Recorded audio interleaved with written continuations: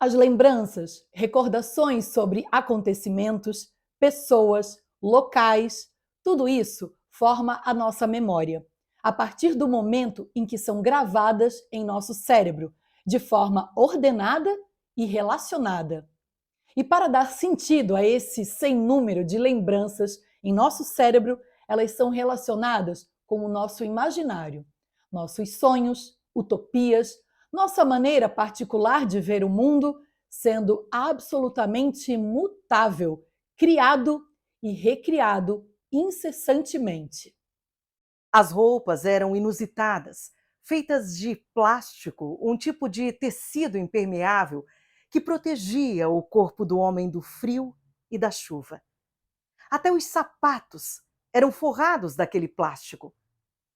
A figura fantasiada de estrada andava, andava e andava.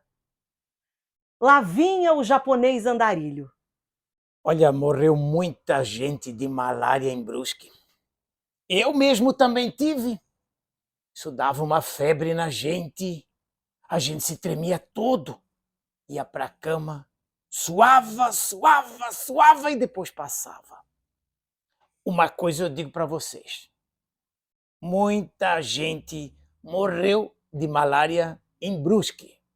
Dados, fatos, datas, personagens, locais, costumes, trajes, música, tempo e espaço. São socializados na busca de relembrar com a possível exatidão o que e como, quando e onde, quem e de que forma. A memória é socializada, é somada. Não é apenas pessoal, mas familiar, grupal, social. Nós saía da missa nos domingos, os moços ficavam ali. Tinha o Cine Real e o Cine Coliseu. E as moças ficavam trilhando ali na calçada só naquela paquera. Era footing que chamava. Footing. A criançada atiçava, ria e provocava a mulher que passava em frente aos portões das casas. Doida! A palavra lhe atravessava dolorida e virava furor. Se o braço alcançava, batia com o guarda-chuva.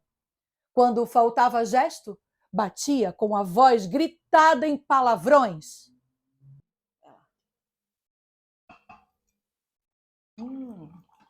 Gostoso. Bom, né? Eu acho que toda cidade tem um personagem folclórico, né? Com certeza. Aqueles mais famosos, que todo mundo sabe um causo. Na Guabiruba tem o Mão de Onça, que era bem famoso, né? Nossa, tem muitas histórias do Mão de Onça. Algumas são meio anedotas. E diz que o nome dele é porque ele jogava futebol e ele tinha as mãos grandes, né? E diz que ele tinha um sotaque alemão também, muito forte. Verdade, verdade. Tem uma que eles contam dele. Aconteceu um acidente na rodovia. Aí formou aquela fila de carros e o Mão de Onça estava lá e queria passar. E foi dizendo, deixa eu passar, é meu parente, é meu parente. Quando foram ver lá na frente, não era um cavalo atropelado. Não, mas tem uma que eu acho que é a mais famosa, assim, a mais conhecida, que diz que ele foi tocar o sino da igreja e aí nisso o padre chegou e ele se escondeu. E o padre percebeu que tinha alguma coisa, daí o padre assim, quem tá aí? E ele lá escondidinho, é um anjo! Aí o padre assim, se é um anjo, então voa. Mas é que eu sou um filhotom. Eu ouvi uma dele também. Diz que ele foi numa loja para comprar uma lambreta.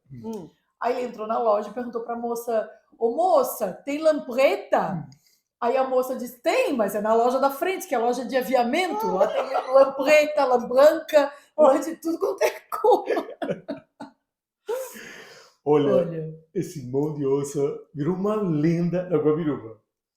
Mas falando em lenda, tem também o dragão da Guabiruba, não tem não? É verdade. Dizem que depois do seu Pedro, aquele agricultor que viu um bicho enorme no ar, que jurava que era um dragão, diz que teve mais gente que viu. Olha, eu não vi.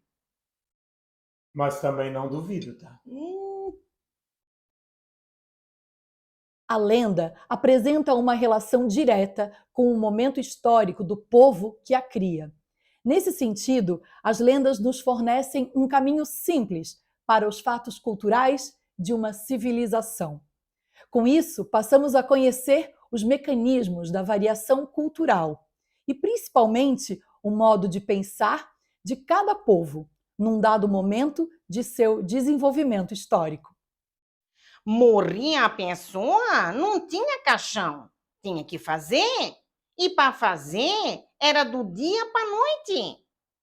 Aí então eles pegavam, arrancavam a porta da casa, botava 2 cadeiras e botava a porta em cima.